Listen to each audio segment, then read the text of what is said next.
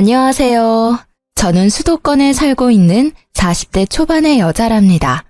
저는 현재 다시 싱글 라이프를 즐기며 인생을 활기차게 살려고 노력하고 있어요.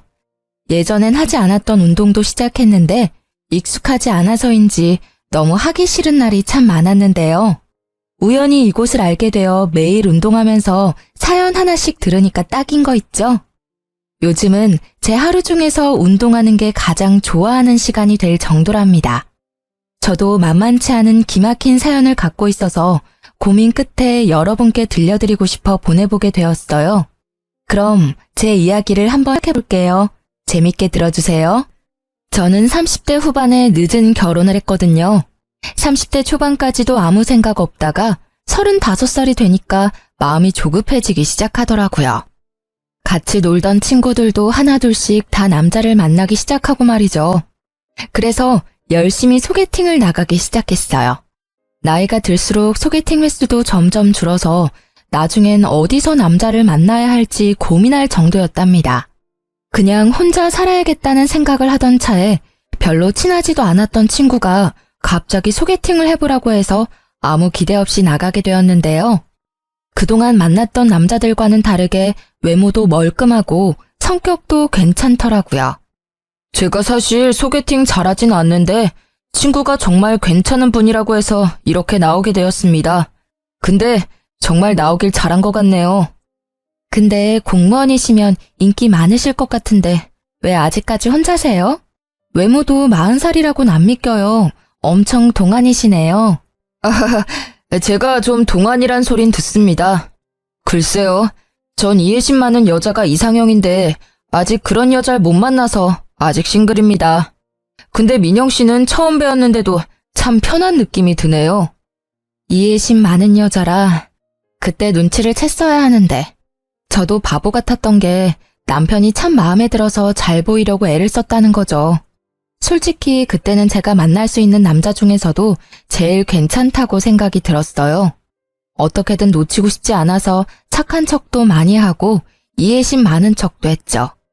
전 한 직장을 오래 다녀서 벌써 팀장 직급이었고 연봉도 남편보다 훨씬 많았어요. 아무래도 공무원이다 보니 월급이 많지는 않았지만 노후가 안정적이니까 지금은 더 버는 내가 더 쓰자는 생각을 했었답니다.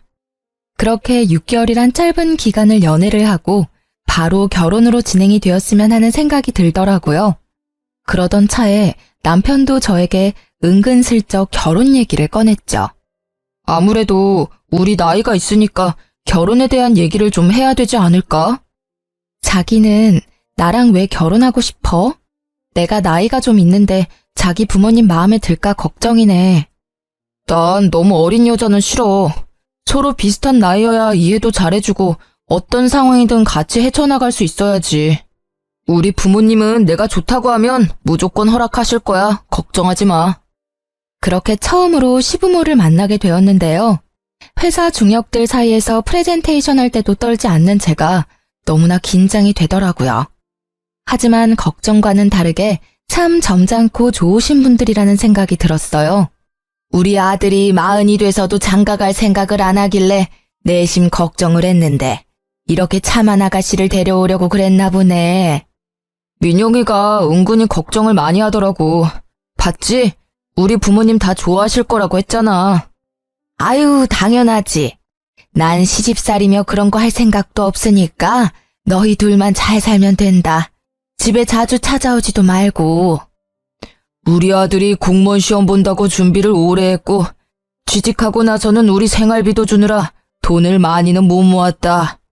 우리도 결혼 자금을 넉넉하게 대줄 형편은 못 된다. 너희 둘이 지혜롭게 생각해서 준비했으면 한다. 아, 네. 그 부분이라면 걱정 마세요. 제가 직장 생활을 오래 해서 모아둔 돈도 좀 있고요. 결혼식도 소박하게 하려고 해요. 아유, 아주 이해심 많고 착한 며느리를 만났네. 내가 말년에 복이 넘치나 보다. 순조롭게 상견례까지 마치고 결혼 준비도 제가 거의 주도해서 진행했어요. 아무래도 남편이 공무원 준비하고 그러느라 세상 일 돌아가는 거나 물건을 잘 구매하는 방법 같은 것도 모르더라고요. 전 워낙 그런 거에 빠삭하고 회사 지원받아 가전도 할인받아 살 수 있어서 제가 거의 다 혼수를 준비했죠. 번갯불에 콩 구워 먹듯이 치르고 신혼집까지 서로 직장이 가까운 곳으로 운 좋게 빨리 구할 수 있었답니다. 결혼 못할 것 같았던 딸이 공무원 사위를 데려오니 친정 부모님도 아주 양팔 벌려 환영하시는 분위기였고요. 그렇게 많은 사람들의 축복을 받으며 결혼 생활을 시작했어요. 그때까지만 해도 나도 남들처럼 이쁜 아기도 낳고 행복한 결혼 생활을 할 수 있을 거란 기대에 부풀었죠. 말 그대로 몇 달간의 허니문 기간을 딱 지내고 나니 현실이 밀려오기 시작하더라고요. 결혼하고 3번째 남편의 월급날이었나? 집에 온 남편이 말을 꺼내더라고요. 난 공무원 시작했을 때부터 부모님한테 100만 원씩 드렸어. 지금도 그러고 있고. 내가 미리 말해두는데 난 무조건 부모님한테 100만 원씩 드려야 돼. 내가 안 드리면 생활하실 수가 없어. 월급이 얼마나 된다고 그렇게 많이 드려? 아버님도 경비 일 하시잖아. 그걸로 얼마나 버신다고 그래. 암튼 이건 절대 양보 못해. 무조건 100만 원씩 드려야 돼. 우리 친정은 용돈 안 드리잖아. 근데 시댁만 그렇게 드리는 건 좀 공평하지가 않잖아. 50만 원으로 줄이면 안 돼? 아니, 내가 내 월급에서 드린다는데 왜 그래? 자기 돈 갖다 쓰는 것도 아니잖아. 내가 안 드리면 생활이 안 되셔. 자기가 이해를 해줘. 이제 결혼했고 우리는 부부잖아. 네 돈 내 돈 하는 게 의미가 있어? 같이 돈 모아서 집도 옮기고 아기 키울 생각도 해야지. 아, 답답하네. 아직 아기도 없는데 벌써부터 걱정이야. 자기 이해심 많잖아. 이건 진짜 이해해줘야 돼. 그럴 수 있지? 이 일로 며칠을 다퉜지만 남편은 절대 주장을 굽히지 않더라고요. 평소엔 웬만하면 져주는 사람인데 지네 부모님 용돈 문제에 있어서는 아주 무서울 정도로 고집을 부렸죠. 저는 너무 속상해서 친정 엄마에게 털어놓고 말았습니다. 너무 나쁘게만 생각하지 말고 그렇게 하도록 해. 2명이서 사니까 바깥 사돈 월급만으로 부족할 수 있지. 우리야 용돈 필요 없으니까 우리 줄 용돈까지 시댁에 드린다고 좋게 생각하고 남편이랑 화해하고, 응? 엄마가 그렇게까지 말해주니 마음이 좀 풀리기도 하고 친정 부모님께 죄송스럽기도 하고 여러 가지 감정이 들었죠. 결혼한 지 얼마 되지도 않았고 결국 남편을 이해해주기로 했답니다. 근데 남편 월급에서 100만 원 빼고 보험료 빼고 뭐 빼고 하면 남는 돈이 별로 없는 것 같더라고요. 처음엔 생활비라고 돈을 주더니 액수가 점점 줄더라고요. 제가 군말 안 하고 그냥 받으니까 괜찮다고 여겼는지 어느 달은 기막히게도 20만 원을 주는 거 있죠? 금액을 보고 순간 열이 확 뻗쳐서 남편에게 쏘아붙였답니다. 해도 너무하는 거 아니야? 시댁엔 매달 100만 원씩 주면서 지금 생활비라고 달랑 20만 원 준 거야? 이번 달에 자동차 보험료 내고 쓸 데가 좀 있었어. 당신이 나보다 더 훨씬 많이 벌잖아. 더 버는 사람이 생활비 좀 더 내면 어때서 그래? 너무 야박하게 그러지 말자. 내가 그동안 말을 안 해서 그렇지 지금까지도 내가 생활비 거의 다 부담하고 있었거든? 자기가 시켜먹는 배달비가 한 달에 얼만지 알아? 20만 원으론 배달비도 안 나와. 여자는 결혼하면 다 이렇게 무섭게 변하는 거야? 자기 참 착하고 이해심 많은 여잔 줄 알았는데 이렇게 싸붙이니까 너무 무섭다. 나 공무원이잖아. 노후에 연금 나오면 다 자기 줄게. 지금은 더 버는 자기가 좀 더 내. 노후는 내가 책임지면 되잖아. 말다툼할 때마다 노후엔 지가 책임진다는 말을 하면서 거들먹대는데 슬슬 꼴보기가 싫더라고요. 솔직히 연금 나오는 게 얼마나 된다고 저러는지 제가 들고 있는 개인연금이 더 많이 나올 것 같은데 말이죠. 같이 있으면 더 행복하려고 한 결혼인데 어째 혼자 살 때보다 생활이나 심적으로나 쪼들리니까 이게 맞나 싶더라고요.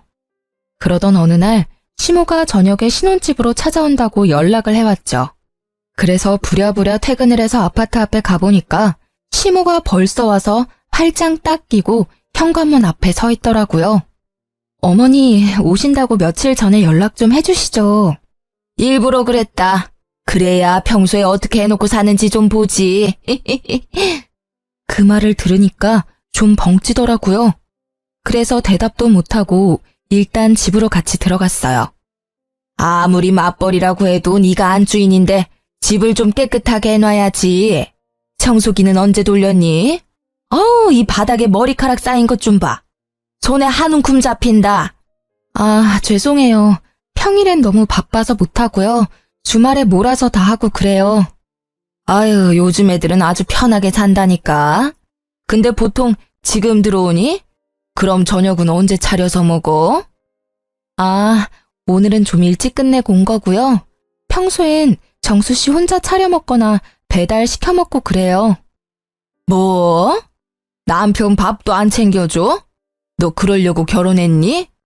우리 아들은 내가 아침도 삼첩반상으로만 차려줬는데 오늘은 너네 냉장고 검사 좀 하러 왔다. 기본적인 요리 실력이 있는지 말이다. 그런데 배달 시켜 먹는다고 하니 안 봐도 뻔할 뻔짜구나. 어머니, 제가 더 일찍 나가고 더 늦게 끝나는데 어떻게 밥을 해줘요? 더 여유로운 사람이 하는 거죠. 정수 씨는 정시퇴근이지만 전 정시퇴근 절대 못해요. 일이 많이 바쁘다고요.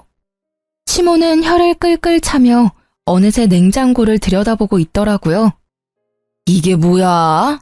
텅텅 비어있을 줄 알았는데 뭐가 이렇게 많아? 어머, 이건 전복 아니야? 과일도 비싼 걸로만 사 먹네. 넌 요리도 안 한다는 애가 냉장고엔 뭐가 이렇게 꽉 찼어? 아, 친정어머니가 가끔씩 오셔서 채워주고 가세요. 제가 먹을 시간 없다고 그래도 그러시네요. 아유, 아까워라. 예, 그럼 내가 이거랑 이 전복이랑 이거 한우랑 또 이건 뭐니? 망고. 그래, 이것도 좀 가져가마. 어차피 너 먹을 시간 없다며. 니네 엄마 왔다 가면 정수한테 전화하라고 해야겠네. 아, 가져가셔도 되는데 정수 씨도 잘 먹어서요. 전부 다 가져가시는 건 좀 그런데요. 엄마도 저희 먹으라고 주셨고. 어차피 니네 엄마가 늘 채워놓는다며. 먹을 거 없다고 전화하면 되잖아.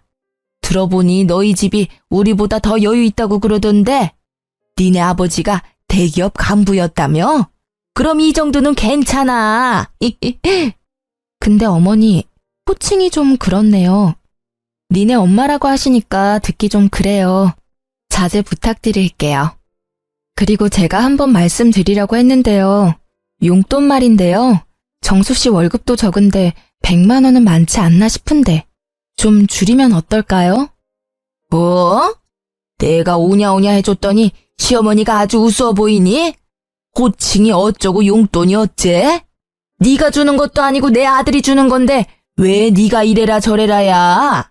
그리고 우리 아들이 혼자 벌 때도 그만큼 줬는데 따지고 보면 이젠 둘이 벌고 네가 돈을 더 잘 번다면서. 그럼 용돈을 더 올려줘야 되는 거 아니니? 난 그렇게 생각하고 있었는데 넌 오히려 용돈을 줄인다 이거니? 제가 용돈 얘기를 꺼내자 시모의 눈빛부터 표독스럽게 변하면서 저한테 쏘아붙이는데 너무 당황스럽더라고요.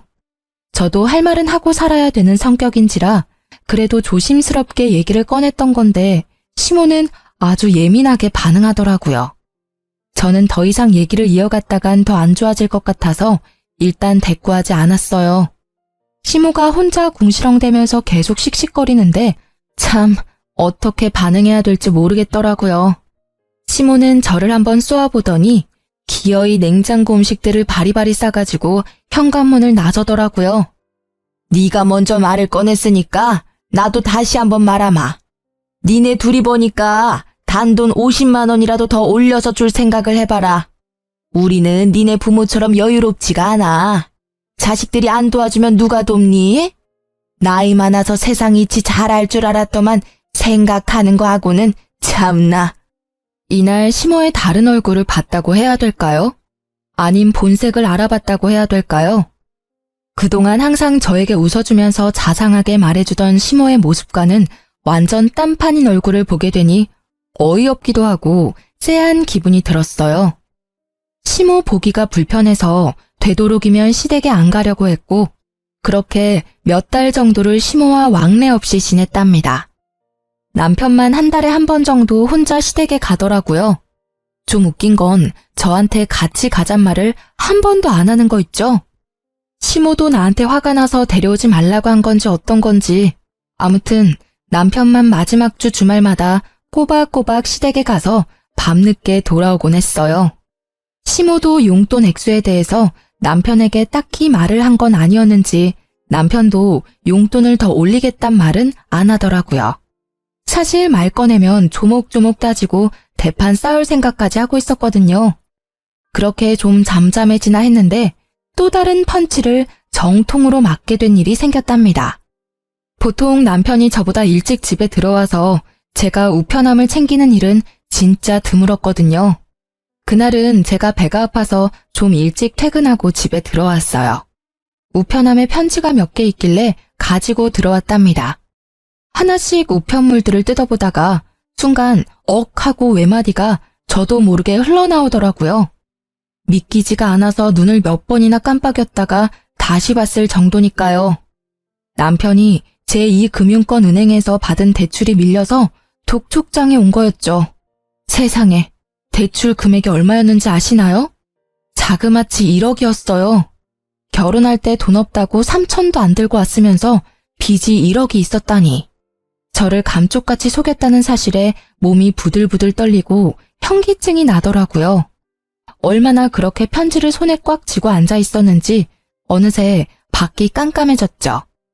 얼마 후 집에 들어온 남편이 어둠 속의 제 모습을 보고 흠칫 놀라더라고요. 아우, 깜짝이야. 언제 들어왔어? 아니, 왜 불을 안 켜고 그러고 있어? 당신 나한테 숨긴 거 있어 없어? 솔직하게 지금 얘기해. 내가 숨기긴 뭘 숨겼다고 그래? 참나. 아, 생사람 잡지 마. 또 뭔 일인데? 이거 뭐야? 나한테 빚 있단 얘기는 없었잖아. 그것도 1억이라니. 한 달 이자가 얼마야 도대체? 이거 언제 대출 받은 건데 어디에 쓴 거냐고. 이거 내가 빚 다 갚으면 얘기하려고 했어.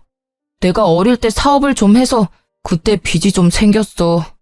미리 말 못한 건 미안한데 다 내 월급으로 갚고 있는 거니까 굳이 말 안 해도 되겠다고 생각했어. 그러고 보니까 시댁에 100만 원 주고 이거 이자 갚느라 생활비를 한 푼도 안 줬구나. 당신 부모님은 당신이 1억이나 대출받은 거 알고 있어? 내 말 좀 들어봐. 내가 그래서 정신 차리고 공무원 됐잖아. 당신이 이제 알게 돼서 말인데 이왕 이렇게 된 거 당신이 이자 좀 내주면 안 될까? 사실 몇 달 동안 이자를 못 냈거든. 부부라는 게 뭐야? 서로 어려울 때 도와야지. 우리는 한 배를 탄 사람들인데 이 빚만 같이 갚아주면 내가 당신 노후는 딱 책임질게. 그놈의 노후. 진짜 개풀 뜯어먹는 소리 하고 있네. 이거 1억 당장 해결해. 당신 부모님한테라도 돈 받아서 빚 갚아. 해결 안 되면 난 더 이상 당신이랑 못 사니까 그렇게 하라. 저는 대충 짐을 챙겨서 근처 호텔로 가버렸어요.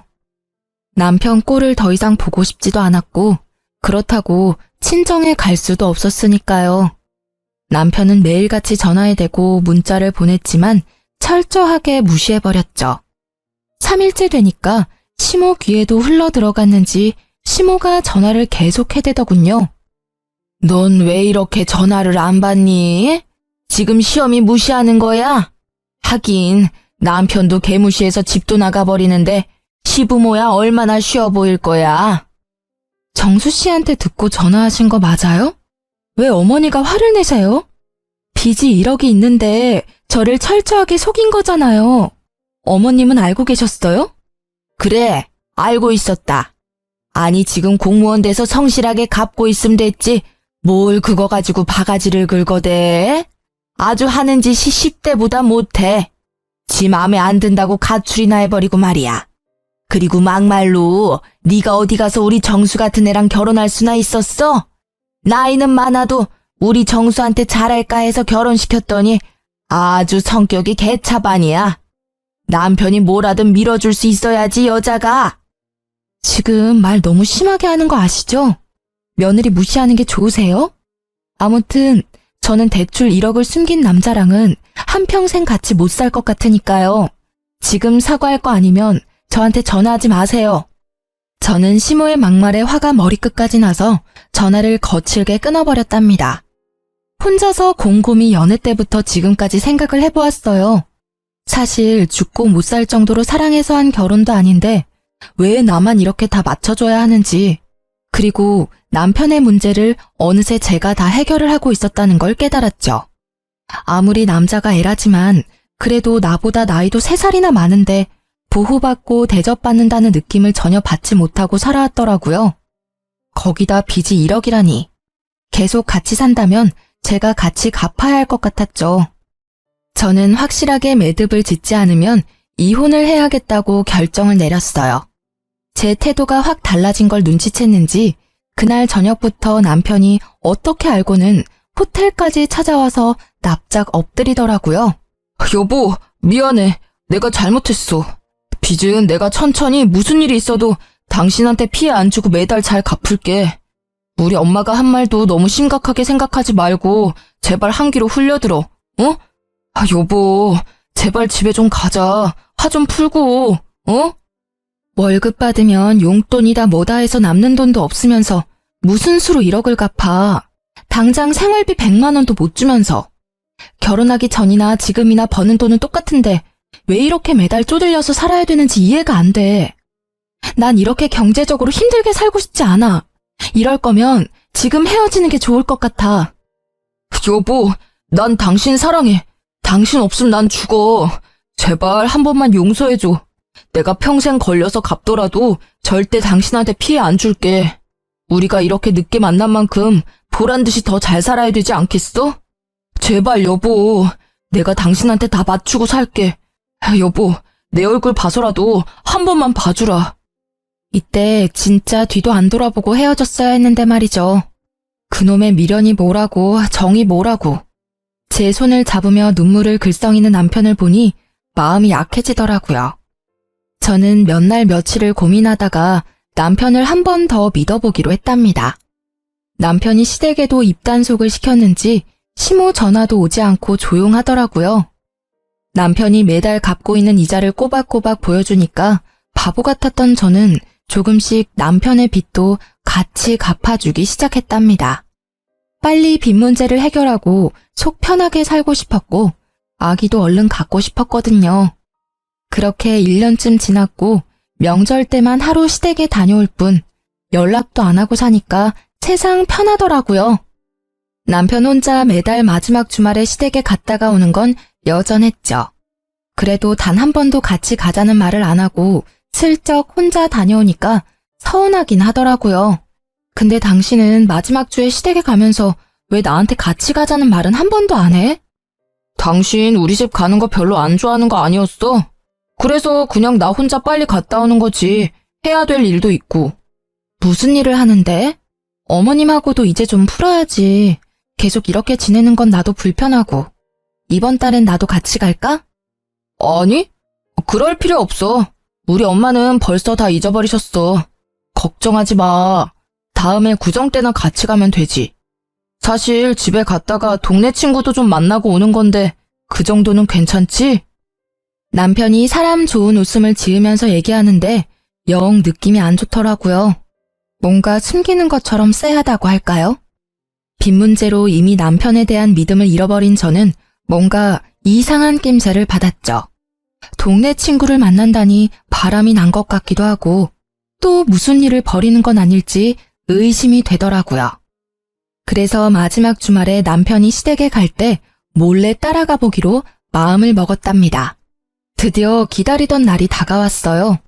이른 아침에 남편이 어김없이 시댁에 간다며 나가더라고요.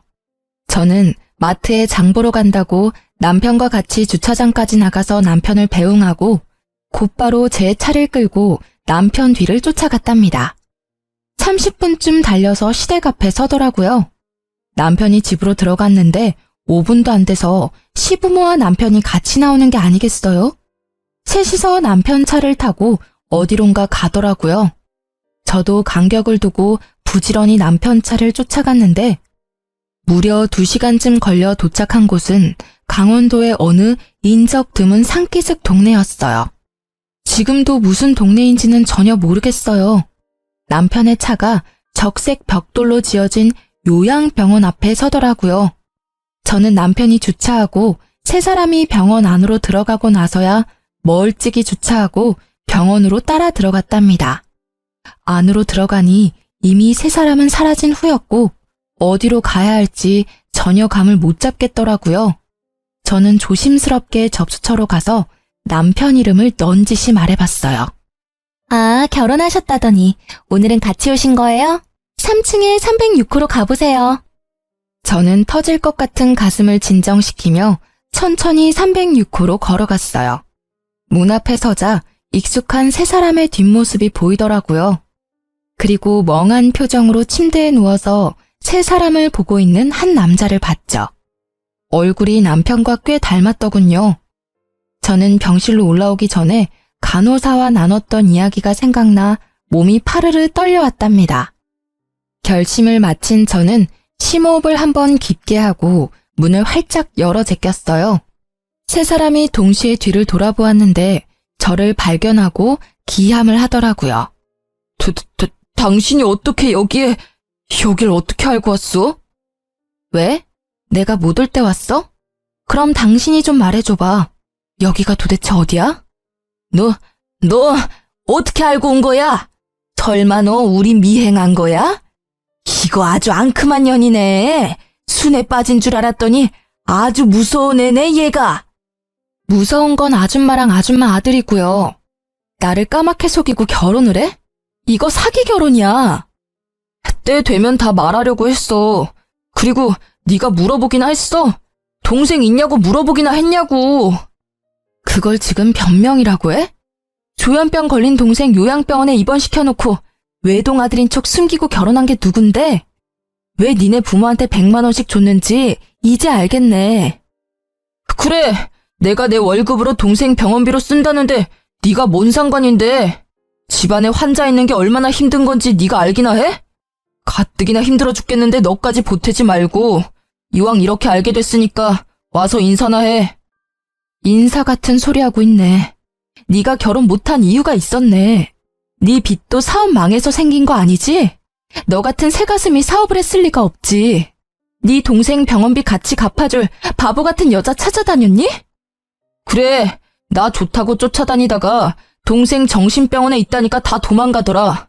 그래서 당신은 놓치고 싶지 않았어. 그래서 어쩔 수 없이 말 못한 거야. 아이고, 불쌍한 우리 아들. 이렇게 잘났는데 동생 때문에 그 좋은 혼처 다 놓치고 결국 이런 나이 40 다 된 애 만나서 수모까지 겪고 시부모 뒤를 밟을 생각을 하다니 내가 아주 너한테 소름이 끼친다. 네가 뭘 잘했다고 여기서 큰 소리야? 꼴 보기도 싫다. 너 당장 나가. 안 나가?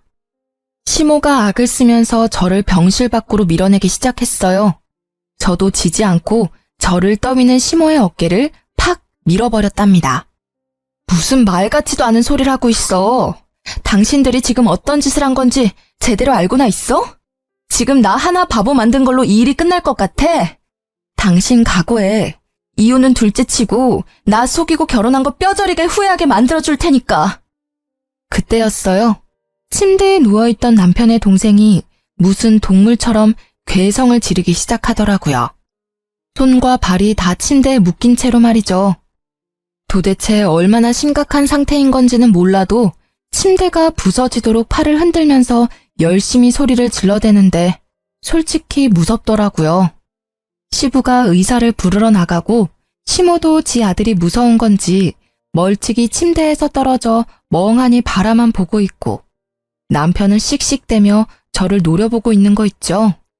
남편이 저에게 성큼성큼 다가왔어요. 네가 시끄럽게 구니까 저 새끼가 흥분해서 또 발악을 하잖아. 아, 지겨워 진짜. 이 짓을 언제까지 해야 돼? 좀만 더 있으면 내가 다 말하려고 했는데 넌 왜 여기까지 쫓아와서 이 사달을 만들고 난리야? 적반하장으로 나오는 남편의 태도를 보니 진짜 사람 같지도 않더라고요. 저는 아주 세게 남편의 뺨을 갈겨버렸습니다. 너같이 이기적이고 사이코패스 같은 놈한테 속아서 결혼한 내가 한심하다. 법원에서 보자. 제 손목을 잡으려는 남편의 팔을 세게 쳐버리고 병실을 나왔어요. 울지 않으려고 입술을 세게 깨물었지만 차로 가는 사이 벌써 눈물이 줄줄 흘러내리더라고요. 간신히 마음을 추스리고 집으로 돌아오는데 제가 당한 이 기막힌 현실이 믿어지지가 않았죠. 저도 이렇게 힘든데 도대체 이 일을 어떻게 친정 부모님한테 말을 해야 할지 정말 미치겠더라고요. 도무지 현실 같지가 않고 차라리 깨고 말 악몽이었으면 하고 바랬을 정도였어요. 당장 회사에 출근할 힘도 없어서 일단 며칠 정도 휴가를 내고 친정 부모님한테 말도 못하고 혼자 끙끙대며 알아 누웠어요. 남편은 겁이 난 건지 다 끝났다고 생각을 한 건지 집에 콧배기도 안 비치더군요. 그렇게 며칠이 지나고 저는 마음을 추스리고 친정으로 갔답니다.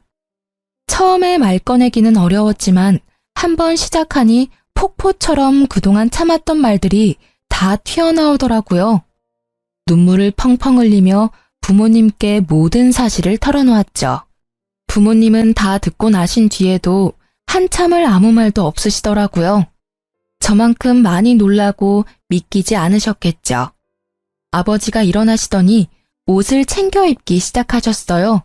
그리곤 딱 한마디 하셨죠. 앞장서라. 그렇게 친정 부모님과 저는 시댁으로 찾아갔답니다. 친정아버지는 시부모가 문을 열어주자마자 거침없이 들어가서는 그 집안에 있는 물건들을 닥치는 대로 던지기 시작했어요. 시부가 고함을 치며 친정아버지를 막아섰고 시모가 째랑째랑한 목소리로 악을 쓰며 말을 하더라고요. 아니 이게 지금 무슨 짓이에요, 교양 없게? 다짜고짜 쳐들어와서 지금 뭐 하는 거예요? 아이고, 그렇게 교양 있는 옆에 내가 우리를 감쪽같이 속이고 사기 결혼을 시켰어? 이거 진짜 콩밥 먹어봐야 정신 차릴 옆에 내 아니야? 당신들이 무슨 짓을 저지른지 알아? 이거는 명백히 사기 결혼이야. 내가 우리 딸 인생 망친 값 톡톡히 치르게 할 거야. 알아들어? 아버님, 제가 조만간 말씀드리려고 했어요. 속인 게 아니고요. 말하는 시기를 좀 늦춘 거죠. 그리고 아버님이 정신적으로 아픈 가족 돌보는 게 얼마나 힘든 건지 아십니까? 예? 그것도 이해 못 해줍니까? 그렇게 힘든 거면 너 혼자 감당하면 되지. 왜 꾸준 우리 애를 데려다가 네 짐을 나누려고 해? 네가 우리 애를 사랑해서 결혼한 거야? 우리 애 데려다가 네 빚 같이 갚고 병원비 같이 내려고 그런 거 아니야? 아픈 동생 있다고 이렇게 이혼을 하자는 게 말이 됩니까? 당신 이렇게 나 버리면 천하의 못된 년 되는 거야. 부부가 어려울 때 서로 도와야지 이게 이혼할 일이야? 나는 절대 이혼 못하니까 마음대로 해봐. 이건 내가 혼인 무효 소송을 걸어도 당신은 할 말 없어. 천하의 못된 년? 진짜 당신의 그 어거지에 기가 막힌다. 나한테 한마디 사과도 없으면서 어떻게 그딴 식으로 말해? 이 쓰레기들하곤 말이 안 통한다. 가자. 당장 이혼 소송 걸 거니까 어디 누구 말이 맞나 법원에서 가려보자고. 친정 부모님과 저는 그 길로 바로 아버지의 친구의 소개를 받아 변호사와 상담을 시작했어요. 동시에 신혼집도 바로 부동산에 내놓았답니다. 사실 시부모한텐 반반 결혼이라고 했지만 친정아버지 명의 아파트를 저희한테 살라고 주셨던 거거든요. 남자 나이 40에 3천만 원도 없는 걸 구제해줬더니 제 골수까지 빼먹으려고 작정하고 결혼한 거잖아요. 참 기가 막히죠? 아버지는 남편과 같이 살았던 아파트라 재수가 없다면서 당장 팔아버리겠다고 엄청 화를 내시며 부동산을 찾아가셨던 겁니다. 아버지가 워낙 성격이 불같은 분이라 가전들도 싹 팔아버리시고 남편 짐도 싹 정리해서 쓰레기장에 갖다 버리셨을 정도였어요. 속전속결로 정리하고 친정으로 들어가 지내면서 바로 남편에게 이혼 소장을 보냈죠. 역시나 바로 전화가 오더라고요. 너 집 비밀번호 바꿨어? 출근해야 되는데 입을 옷이 없어서 왔더니만 비밀번호 당장 말해. 들어가도 소용없어. 집 팔려고 내놨으니까. 당신 짐도 싹 갖다 버렸으니까 옷 없으면 새로 사 입던지. 어차피 좋은 옷들도 아닌데. 너 진짜 미친 거 아니야? 왜 내 허락도 없이 내 짐을 갖다 버려? 너 안 그래도 소장 보냈던데 우리 집 팔아버리고 내 짐 버린 것도 다 손해배상 물게 할 거야. 난 절대 이혼 안 해. 넌 내 옆에 붙어 살게 될 테니까 두고 보자. 손해배상? 지나가던 개가 웃겠네. 그리고 내 집 내가 판다는데 당신이 무슨 권리로 이래라 저래라야? 심지어 가정가구도 다 내가 혼수로 해가서 지는 꼴랑 텔레비전 하나 사왔으면서. 앞으론 변호사 통해서만 연락해. 난 더 이상 할 말 없으니까. 지 마음대로 안 되니까 아주 악을 써대는데 짜증나서 전화를 끊어버렸죠. 그리고 법원 판결 날 때까지 일체 연락을 받지 않았답니다. 판결 날 때 그 인간 얼굴 보기 싫어서 가지도 않았고요. 변호사가 다 처리해줘서 참 다행이었죠. 판결이야 당연히 저의 승소였죠. 사기 결혼 수준이었고 생활비도 다 제가 냈고 남편 빚도 제가 같이 갚고 있었으니 위자료로 받아낼 수 있는 최고 수준을 받아낼 수 있었어요. 마음 같아선 그 인간이랑 그 집구석 인간들 모두 사기죄로 감옥에 쳐넣고 싶었지만 이렇게 마무리하기로 했죠. 똥 묻은 손인 거 뻔히 아는데 안 씻고 계속 두고 있으면 뭐하나요? 그냥 내 성에 안 차도 깨끗하게 씻어버리고 끝내고 마는 거죠 뭐. 핸드폰 번호도 바꿔버리고 이참에 회사도 길게 휴가 내버렸죠. 너무 마음의 상처가 크고 충격이 커서 빨리 이겨내고 싶어도 잘 극복이 되지가 않더라고요. 친정부모님이 시간이 약이라며 옆에서 위로해 주셨지만 저 스스로 이겨내야 한다는 걸 누구보다 잘 알고 있었죠. 그런데 상처가 아물 새도 없이 전 남편 놈이 찾아오기 시작하더라고요. 어느 날 저녁에 친정집 앞에서 술 냄새 풍기며 죽치고 앉아있는 게 아니겠어요? 여긴 왜 왔어? 당장 안 꺼져? 술 냄새. 남의 집에서 웬 추태야? 너 때문에 우리 집 작살났어. 위자료 5천만 원 내느라 우리 부모님 전세집까지 내놓고 원룸으로 쫓겨났다고. 너 하나 집에 잘못 들여서 우리 부모님이 무슨 죄냐? 이거 네가 책임져야 돼. 당장 돈 돌려줘. 여전히 어거지를 잘 부리네. 아직도 네가 뭘 잘못했는지 모르는 거야? 아니면 인정을 못하는 거야? 너한테 속아서 돈 뜯기고 이혼녀된 내 인생은 어떻게 책임질 건데? 5천만 원으로 마무리해준 것도 감사하다고 해야 될 판에 돈을 돌려달라고? 넌 돈 많잖아. 서울에 아파트도 있고 네 월급 나보다 3배나 많고. 내가 동생 문제 말고는 뭔 문제가 있냐? 바람을 폈냐 도박을 했냐? 다른 여자들은 남편한테 맞고도 잘만 붙어 살더라. 아니다. 여보, 우리 다시 시작하자. 우리 가족 문제 말고는 아무 문제 없었잖아. 내가 동생하고 부모님하고 연 다 끊을게. 당신만 나 받아주면 당신만 보고 살게 여보. 네 가족하고 작당하고 나를 지옥불로 끌고 들어가려고 한 주제에 뭐? 이제 와서 연을 끊어? 개가 똥을 끊겠다. 다시 찾아오지 마. 또 찾아오면 그땐 5천만 원으로 안 끝날 줄 알아. 제가 집으로 들어가려고 하자 전 남편이 무릎을 꿇은 자세로 질질 기어오더니 제 발목을 덥석 잡는 게 아니겠어요? 아무래도 남자 힘이 세다 보니 꽉 잡고 안 놓는데 아무리 발을 구르고 비틀어도 안 빠지더라고요. 이거 안 나? 경찰 부른다? 제가 핸드폰을 들고 경찰을 부르려고 하자 전 남편이 벌떡 일어나서는 제 핸드폰을 확 빼앗아가는 거예요. 눈빛을 보니 매섭게 번뜩이고 있더라고요. 경찰 좋아하네. 이젠 뭐 범죄자까지 만들어서 직장도 잘리게 만들라고. 누구 인생을 더 조질라고 이게 진짜 보자 하니까. 전 남편이 손을 들어서 저를 때리려는 신용을 했어요. 저는 순간적으로 눈을 질끈 감았죠. 그때였어요. 쿵 하는 소리가 나서 눈을 떠보니 전 남편이 복도 구석에 처박혀 있었어요. 이 자식이 아직도 정신을 못 차리고 감히 내 집에 와서 소란을 부려? 너 오늘 내가 가만 안 둬. 다시 못 찾아오게 다리 몽둥이를 분질러 버릴라. 불같은 성격의 아버지가 무슨 짓을 하실지 몰라 얼른 막아섰죠. 괜히 이러다가 폭행죄다 뭐다 빌미만 줘요. 그냥 경찰에 바로 신고해버려요. 제가 지금 신고할게요. 신고한 지 10분도 안 돼서 경찰이 왔고 경찰이 술에 쩔어서 힘없이 앉아있는 전 남편을 데리고 갔답니다. 참 웃긴 게 혹시나 경찰서 가서 조사라도 받을까봐 굽신대면서 지가 스스로 밖으로 나가더라고요. 그렇게 전 남편과의 악연은 마무리가 되었죠. 그 후로 지금까지 다시 만나지 않았거든요. 덕분에 아주 별 경험을 다 해봤네요. 평생 안 가보던 법원의 변호사 사무실에 경찰까지 부르고 말이죠. 지금은 다 마무리가 되었어요.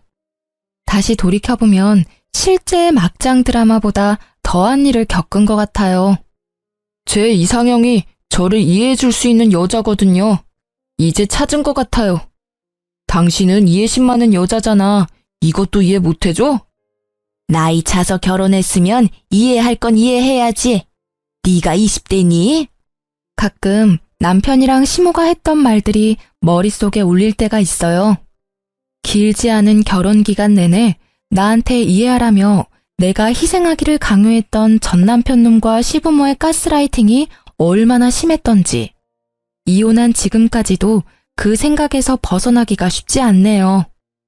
하지만 현실은 드라마보다 더 구질구질하고 처리해야 될 일도 많고 감정적으로도 너무 힘들더라고요. 더욱 화가 나는 건 왠지 전 남편놈은 지금도 멀쩡한 공무원인 척하면서 또 지 빚 갚아주고 병원비 대줄 다른 여자를 찾아다닐 것 같다는 생각이 들기 때문이죠. 저도 심적으로 너무 여유가 없고 결혼이 급한 상태여서 전 남편놈의 멀쩡한 겉모습과 직업을 보고 너무 성급하게 결혼을 진행했었거든요. 그놈이 그 당시에 그런 제 모습을 보고 속으로 얼마나 바보 같다고 비웃었을지. 자다가도 그 생각만 하면 화가 뻗쳐서 벌떡 일어난답니다. 저는 지금 다시 회사에 복귀해서 전과 크게 다르지 않은 삶을 살고 있는데요. 큰 일을 한번 겪고 나니 마음가짐은 많이 달라졌어요. 이젠 외롭다고 아무나 절대 만나지 않고 혼자의 삶을 즐기려고 해요. 괜히 아닌 인연 억지로 만들어서 인생 꼬는 것보다 심심해도 평범하고 행복한 현재의 삶이 훨씬 나으니까요. 여러분도 외롭다고 성급한 결정하지 마시고 현재의 내 삶도 충분히 행복하다는 거 꼭 기억하셨으면 좋겠어요. 제 사연 어떻게 들으셨는지 모르겠네요. 모두 행복하시고 건강하세요.